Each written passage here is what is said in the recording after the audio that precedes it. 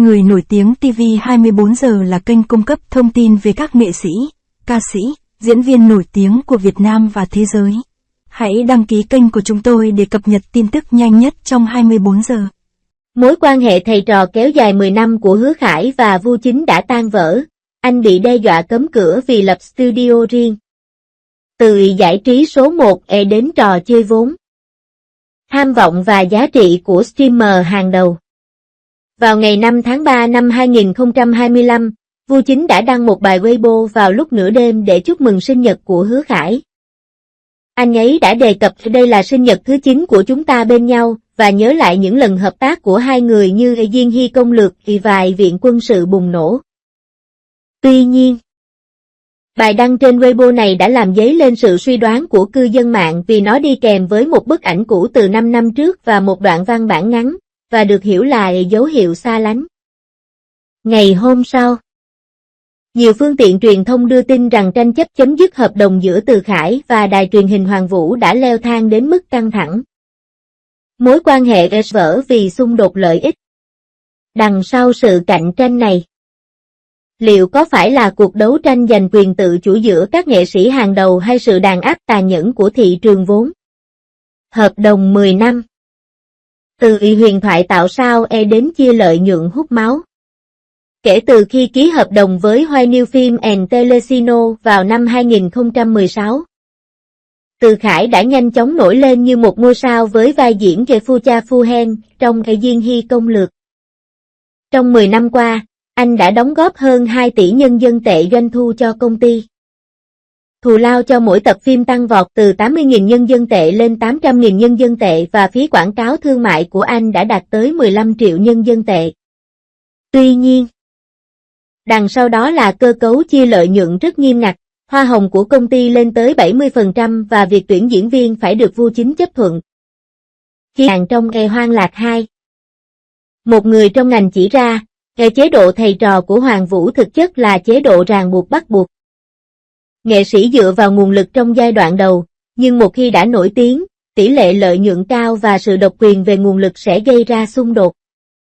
Trong những năm gần đây, Hứa Khải liên tục tuyên bố trước công chúng rằng anh muốn đóng vai chính trong những tác phẩm mình yêu thích, thể hiện tham vọng phát triển độc lập của anh. Sự thay đổi thái độ của Vu Chính. Giữ chân đe dọa đằng sau buổi tiệc sinh nhật ấm áp. Thái độ của Vu Chính đối với Hứa Khải giống như băng và lửa. Trong những năm đầu, ông đã nhiều lần công khai khen ngợi Hứa Khải, tin rằng anh có tương lai tươi sáng, nhưng trong những năm gần đây, ông lại liên tục và ngầm chế giễu anh vì muốn độc lập sau khi đủ mạnh mẽ. Một bài đăng chúc mừng sinh nhật gần đây trên Weibo đã được xử lý lực. Trước đó, các nghệ sĩ dưới trướng Vu Chính cũng từng trải qua giai đoạn cấm sau khi chấm dứt hợp đồng. Ví dụ, một ngôi sao nữ bị hạn chế nhận vai vì cô ấy lập studio riêng.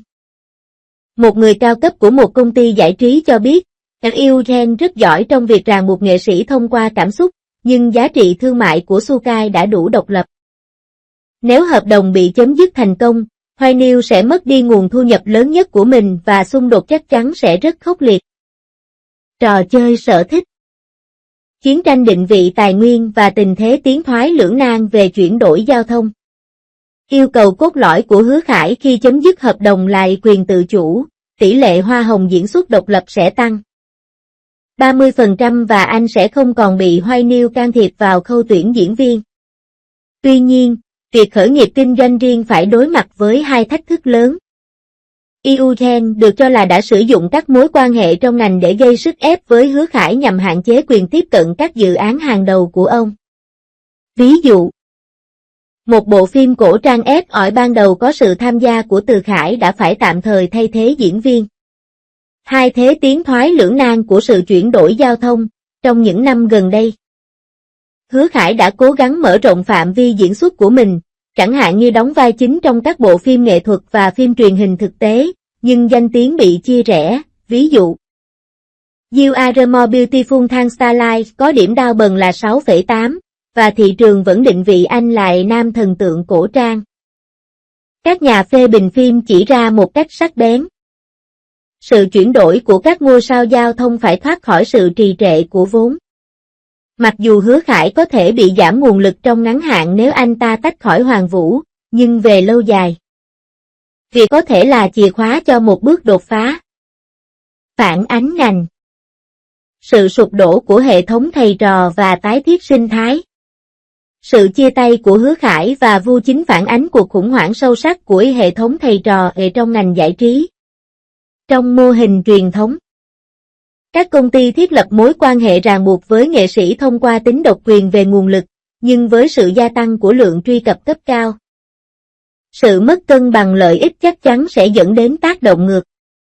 3 điểm gây tranh cãi chính: tính hợp lý của tỷ lệ chia sẻ lợi nhuận, liệu mức hoa hồng 70% có vi phạm thông lệ của ngành không? Tự do hợp đồng, nghệ sĩ có thể từ chối hợp tác thương mại do công ty sắp xếp không? Chi phí chấm dứt, liệu mối đe dọa cấm có cấu thành hành vi cạnh tranh không lành mạnh không? Các chuyên gia trong ngành nhấn mạnh rằng cần thiết lập cơ chế phân phối lợi nhuận và hệ thống trọng tài minh bạch chấm dứt hợp đồng. Canh bạc liều lĩnh của các ngôi sao hàng đầu và câu trả lời cho tương lai của ngành. Việc chấm dứt hợp đồng với Từ Khải không chỉ phản ánh cuộc đấu tranh giữa cá nhân và tư bản, mà còn tượng trưng cho sự chuyển đổi của hệ sinh thái ngành giải trí.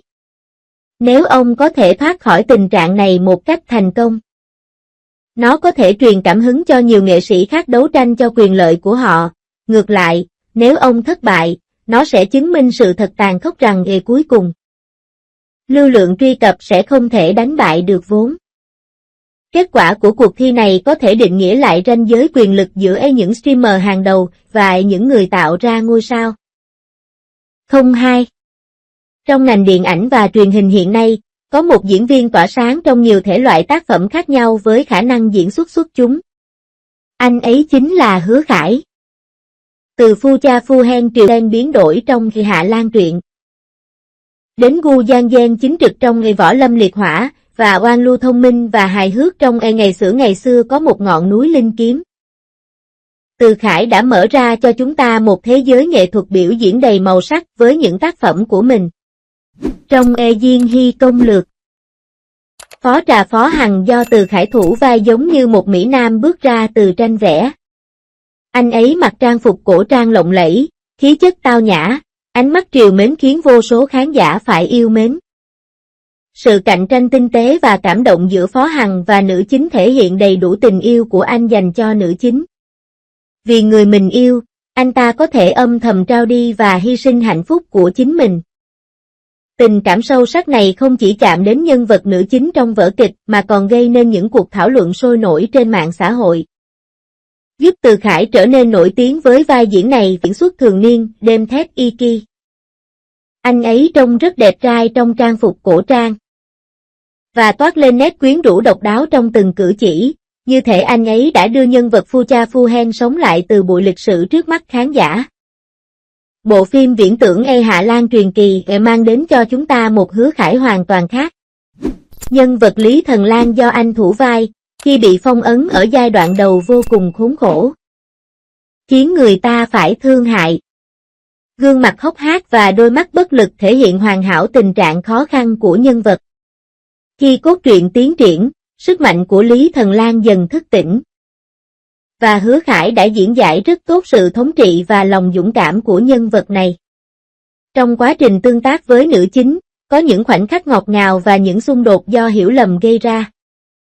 Chuỗi biến đổi cảm xúc phức tạp này được Từ Khải thể hiện một cách tự nhiên và trôi chảy. Theo dõi Weibo của anh đã tăng hơn 3 triệu. Đứng đầu bảng xếp hạng ngôi sao mới nổi của Weibo, thành công trở thành một trong những ngôi sao nam được yêu thích thế hệ mới, đủ để chứng minh diễn xuất xuất sắc của anh trong bộ phim này. Bước vào Học viện Quân sự Rực Lửa, vai diễn Cố Ngạn Trân do Hứa Khải thể hiện mang đến cho mọi người cảm giác tươi sáng. Chàng trai trẻ này, bề ngoài có vẻ hoài nghi, nhưng thực chất lại có một trái tim cháy bỏng vì công lý. Dưới vô số lần kiểm tra của Học viện Quân sự, Cố Ngạn Trân dần dần từ một cậu ấm chỉ biết vui chơi trở thành một thanh niên có trách nhiệm và nhiệt huyết. Hứa Khải đã khắc họa hoàn hảo tính cách phóng khoáng và tự do của Cố Yến Trân, đồng thời nắm bắt chính xác đam mê bên trong của nhân vật. Chuyện tình học viện quân sự của anh với nhân vật nữ chính trong vở kịch tràn đầy sức sống và ngọt ngào của tuổi trẻ. Mang đến một tuổi trẻ đầy nhiệt huyết này. Với bộ phim này, anh đã giành được giải nam diễn viên chính xuất sắc nhất tại lễ trao giải Scream Night của Iki năm 2019 cùng nhiều giải thưởng khác, một lần nữa chứng minh khả năng diễn xuất của mình. Trong ngày xưa có một ngọn núi linh kiếm, Hứa Khải hoàn toàn phá vỡ hình tượng trước đây của mình và vào vai nam chính Vương Lục thông minh, lanh lợi và giản dị. Anh và cộng sự rất hiểu nhau, hình ảnh kẻ 56 sư phụ và đồ đệ mà họ cùng nhau tạo ra được khán giả công nhận rộng rãi.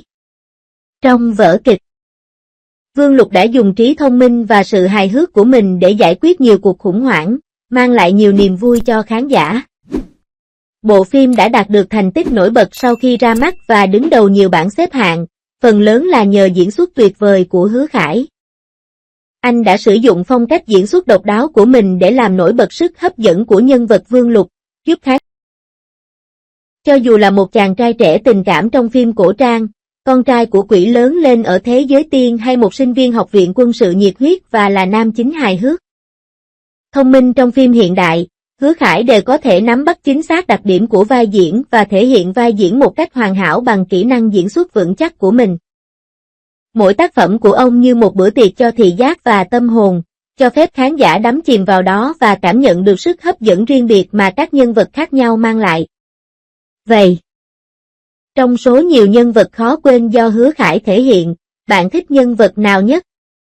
Anh ấy là một chàng trai trẻ tình cảm trong trang phục cổ xưa, một vị tổng thống đẹp trai và hống hách ở thời hiện đại, hay một nhân vật quyến rũ nào khác? Hãy đến và chia sẻ với chúng tôi, cùng nhau bước vào thế giới biểu diễn.